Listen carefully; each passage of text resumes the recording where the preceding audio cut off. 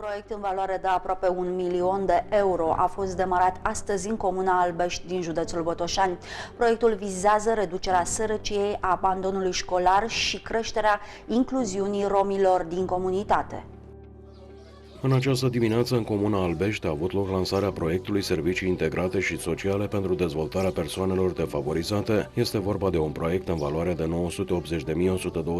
de euro, finanțat de Islanda, Liechtenstein și Norvegia prin granturile SE din cadrul Programului de Dezvoltare Locală, reducerea sărăciei și creșterea incluziunii romilor, având ca operator de program Fondul Român de Dezvoltare Socială. Obiectivele proiectului sunt îmbunătățirea participării școlare și diminuarea riscului de abandon școlar pentru 120 de copii cu risc de abandon școlar, creșterea gradului de incluziune socială prin oferirea de servicii integrate și suport pentru 120 de părinți prin oferirea de servicii de consiliere și sprijin psihosocial, creșterea gradului de instruire pentru 300 de persoane vulnerabile din cele două comunități prin participare la sesiuni de instruire pe perioada de implementare a proiectului și creșterea gradului de informare și dezvoltarea abilități de sprijin și promovarea populației de etnie romă pentru 800 de persoane vulnerabile din cele două comunități pe perioada de implementare a proiectului. Obiectivul general al acestui proiect este creșterea gradului de incluziune și abilitare a romilor din comuna Albești și orașul Săveni prin dezvoltarea de pachete integrate adaptate nevoilor identificate pe o perioadă de 24 de luni.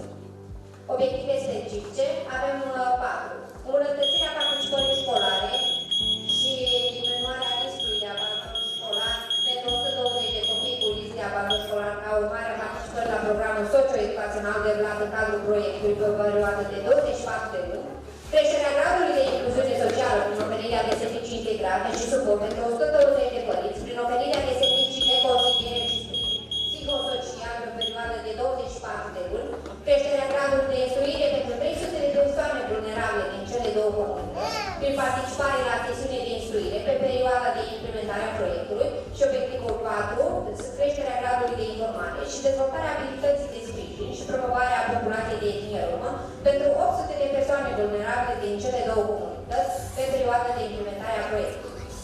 Proiectul își propune o serie de abordări și metode integrate, furnizate prin echipe multidisciplinare, formate la nivel de parteneriat, prin consultarea directă a beneficiarilor, copii aflați la risc de abandon, părăsire timpurie a școlii și adulți vulnerabili identificați în cele două comunități, care se contribuie direct la creșterea gradului de participare școlară, incluziune socială și formare pentru 1340 de persoane.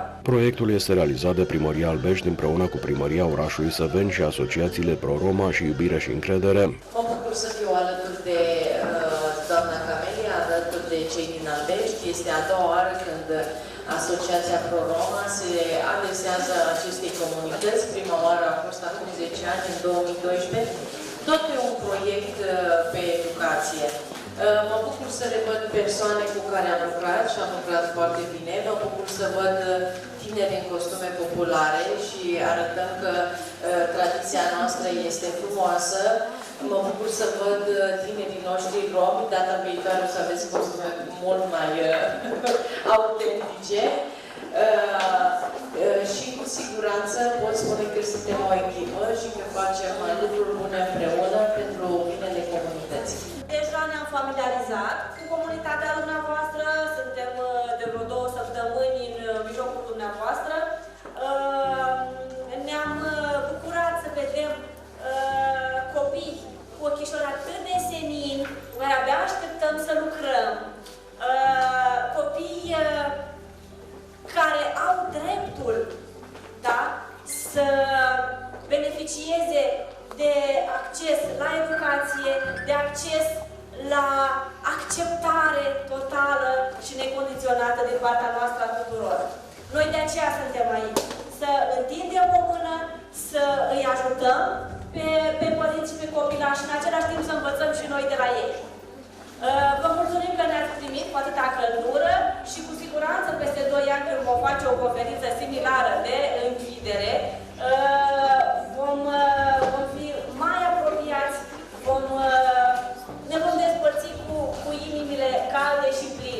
Mihai Amarandei, primarul Comunei Albești, spune că acest proiect este binevenit și speră ca abandonul școlar să se reducă și un număr cât mai mare de copii să participe la diversele activități organizate. Un asemenea proiect pentru o comunitate locală care este destul de mare, respectiv aproape 7.000 locuitori are Comuna Albești și mai ales o comunitate de romi care este în satul Mășcăteni și nu numai, Buimăceni și Jigea, aproximativ vreo 400 de persoane, dacă nu mai multe, o să vedem la recensământul care se va termina.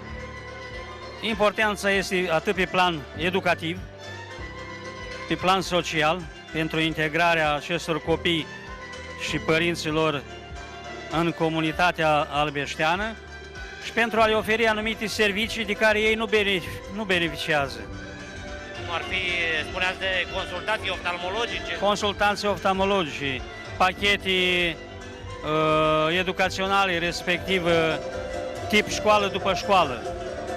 Chiar dacă e vacanță, ei au să vină aici la centru social și colegii mei, doamnele profesoare, au să organizeze cu ei diferite activități educative. Proiectul se va derula pe o perioadă de 24 de luni, iar copiii vor primi o masă caldă, rechizite, haine, vor beneficia de consultații oftalmologice și ochelari de vedere.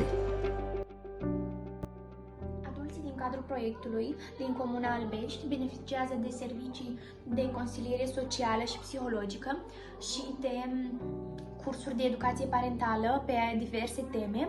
În cadrul ședințelor de consiliere socială sunt abordate anumite aspecte precum îmbunătățirea relațiilor familiale, diminuarea consumului de alcool, prevenirea anumitor comportamente neadecvate, îmbunătățirea relațiilor intrafamiliale sau relații dintre părinte și copil, conștientizarea importanței implicării adultului în viața școlară a copilului.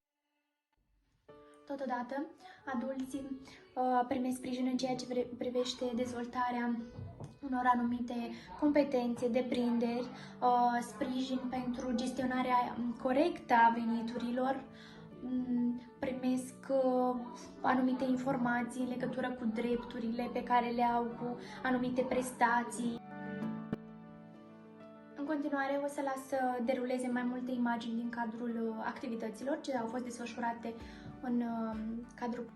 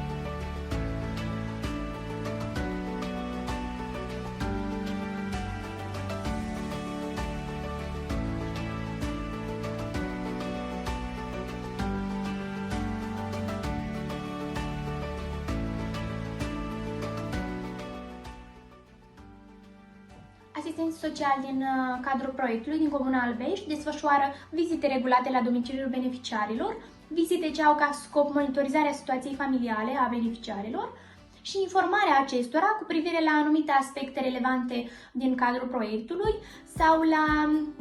sau aspecte ce țin de desfășurarea anumitor activități. În continuare o să las să deruleze câteva imagini reprezentative.